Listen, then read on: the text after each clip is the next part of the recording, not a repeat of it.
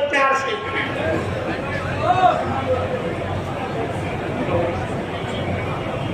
शाबाश किसान नेताओं का भी धन्यवाद।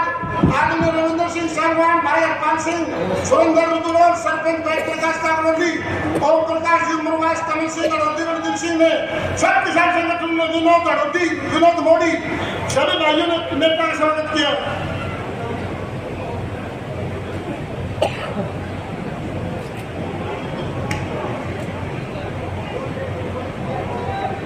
भागड़ा की क्रांतिकारी जमीन के बहादुर किसानों,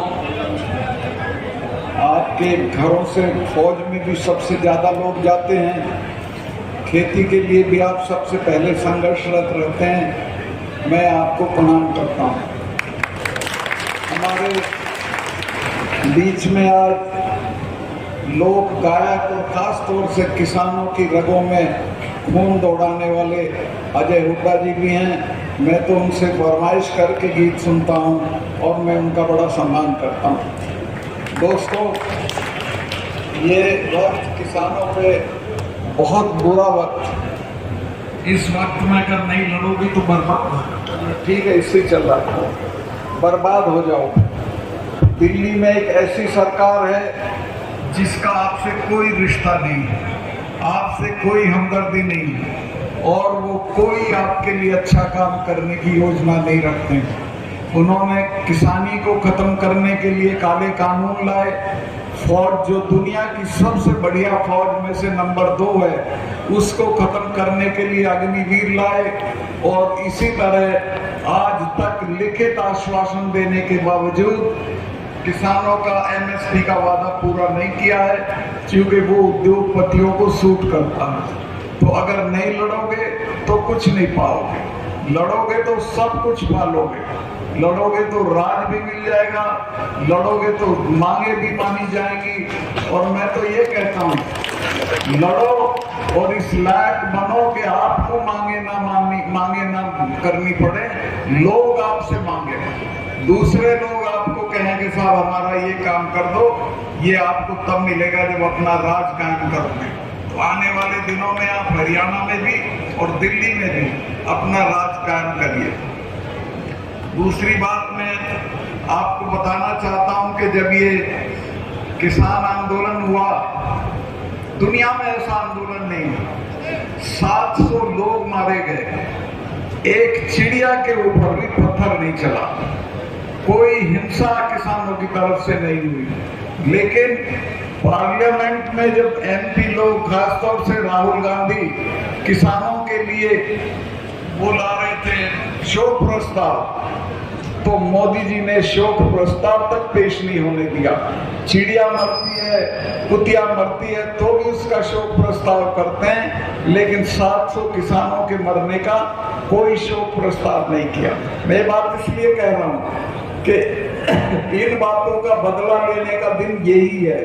ये दिन हाथ से निकल जाएगा तो कभी आप रोते ही रहोगे, बदला लेने का वक्त नहीं मिलेगा।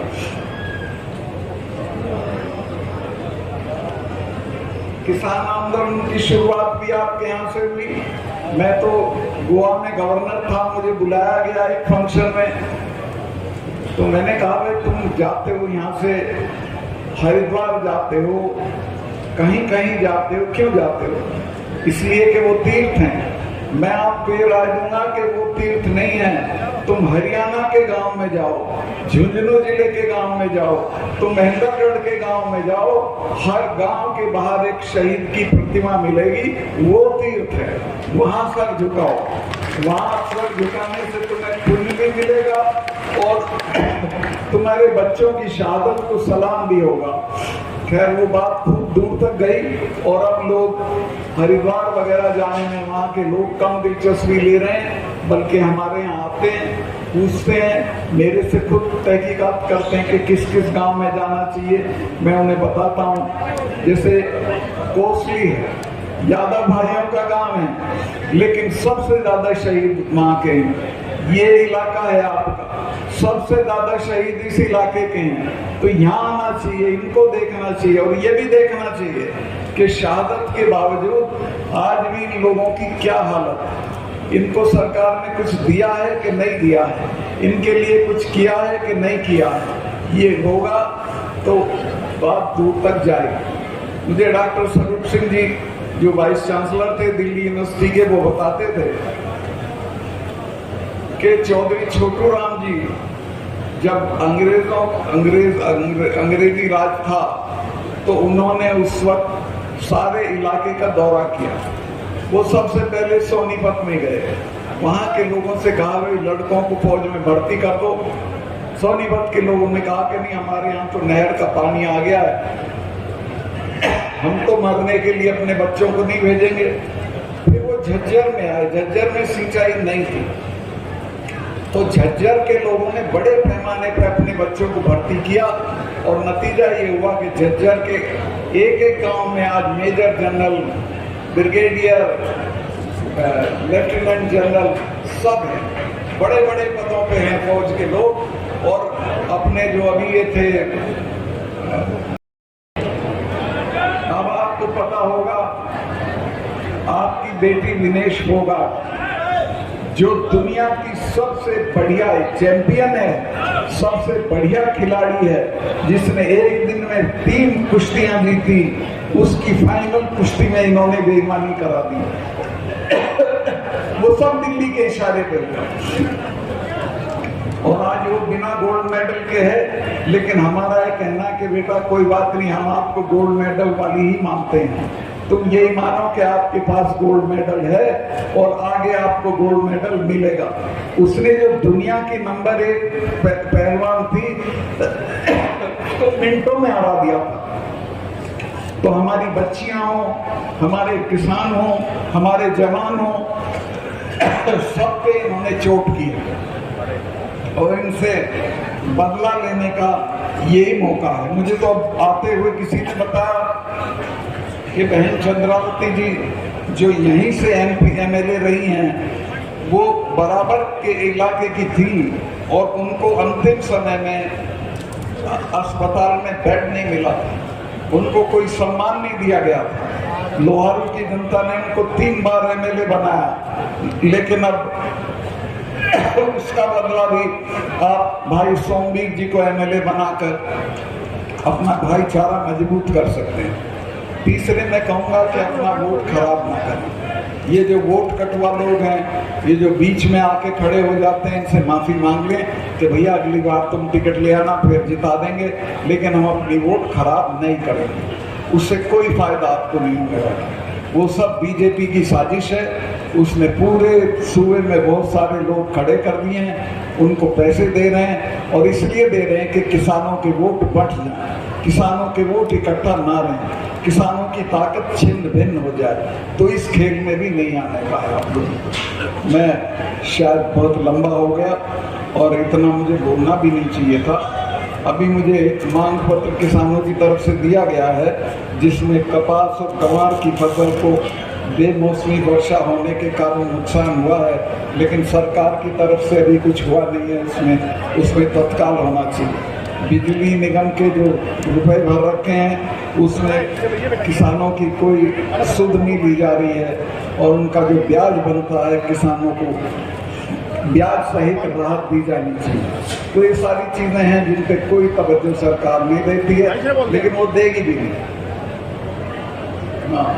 सरकार जब आप लड़ना सीख जाओगे, जब आप लड़ोगे, जब आप खड़े हो जाओगे तो आपके दरवाजे पे आ जाएगा। एक मैं आखिरी बात आपको कहना चाहता हूँ, मैं सब जगह कह रहा हूँ। मैं जब कश्मीर में गवर्नर था तो मुझे खबर आई कि पुलवामा में हमारे 40 सिपाही शहीद हो गए। 40 जवान, ट्रेंड जवान शहीद हो गए। एक कोई टेररिस्ट आया गाड़ी लेके, उसने भर रखा था उसने बारूद, वो उसकी गाड़ी में मारा तो 40 जवान देन एंड देयर शहीद हो गए। मैंने प्रधानमंत्री को ढूंढा, ये मिले नहीं, कहीं अपनी फोटो खिंचवा रहे थे नेशनल कॉर्बेट पार्क में। शाम को मुझे मिले तो इन्होंने कहा क्या हुआ सतपाल भाई? मैंने कहा इस तरह से हमारे जवान शहीद हो गए और वो हमारी गलती से हुए। तो इन्होंने मुझे कहा कि नहीं अभी चुप रहिए। मैं समझा शायद कोई जांच करेंगे, इनको किसकी जांच करनी थी। इन्होंने तो अगले दिन से पाकिस्तान का राग पकड़ लिया। पाकिस्तान हो सकता है हमारे खिलाफ काम करता हो, लेकिन गलती तो हमारी थी। पुलवामा के जवानों ने 5 जहाज मांगे थे, 5 एयरक्राफ्ट एक दिन में उनको श्रीनगर पहुंचा सकते थे, लेकिन 4 महीने तक उनकी अर्जी पड़ी रही और अल्टीमेटली उसको खारिज कर दिया गया। ऐसा कभी नहीं हुआ। मेरे यहाँ तो जब कश्मीर के लड़के जम्मू में फंस जाते थे बर्फबारी की वजह से, या जम्मू के लोग श्रीनगर में फंस जाते थे, तो मैं तो उनको बिना मांगे जहाज देता था। दिल्ली में जहाज किराए पे ऐसे मिलते हैं जैसे टैक्सी। तो एक तरह से पुलवामा की शहादत भी इन दिल्ली में बैठे हुए नेताओं के जिम्मे लगानी चाहिए और इन पे करनी चाहिए। इसकी जांच आज तक जांच नहीं हुई। आज तक इस बात की जांच नहीं हुई है कि उन हत्याओं के लिए कौन जिम्मेवार है, और जब तक ये हत्याओं की जांच नहीं होगी मैं भी चैन से नहीं बैठूंगा। मैं सब जगह कह रहा हूँ कि जब वोट देने जाओ तो पुलवामा को याद करके वोट देना, कि ये वो लोग हैं जिन्होंने हमारे 40 जवानों को शहीद किया। मैं बहुत लंबा बोल गया। 370 तो मैंने ही हटाई थी। आजकल बहुत ढिंडोरा पीट रही है दिल्ली सरकार कि हमने 370 वो तो मेरे दस्तखत से। ये तो डरे हुए थे, ये तो कहते थे खून की नदियां बह जाएंगी। महबूबा कहती थी कि कश्मीर में बहुत कत्लो-गारत हो जाए। मैंने कहा कुछ नहीं होगा। प्राइम मिनिस्टर को मैंने कहा आप हिम्मत रखिए और इसको हटा, मुझे मेरी चिट्ठी से हटना। मैंने चिट्ठी भेज दी। मैं कहा इसको कल पार्लियामेंट में रख दें, पास करा दें। चिड़िया नहीं बोलेगी कश्मीर में। कुछ नहीं हुआ, कहीं कुछ नहीं हुआ। 3 चीफ मिनिस्टर थे, उठा के मैंने बंद करा दिए, कोई उनकी हिमायत में नहीं आया। तो ये दिल्ली इनको डराती है तो ये डर जाते हैं और ये आम आदमी को फिर नुकसान देते हैं। तो मैं बहुत लंबा हो गया। मैं तो आपसे यही कहूँगा कि हमको रोज़ मौका नहीं मिलता है। आज मैं आपके बीच आया हूँ। मैंने देखा है पूरे इलाके में कितनी कमजोरी है, कितनी गुर्बत है, पानी की कमी है, बिजली की कमी है, स्कूलों की कमी है, लेकिन कोई तवज्जो दी नहीं जा रही है। फिर कहूँगा कि आप लड़ोगे तो पाओगे, जो लड़ेगा वो पाएगा, जो नहीं लड़ेगा उसके घर पे कुछ नहीं पहुँचेगा। लिहाजा लड़ने की आदत डालिए।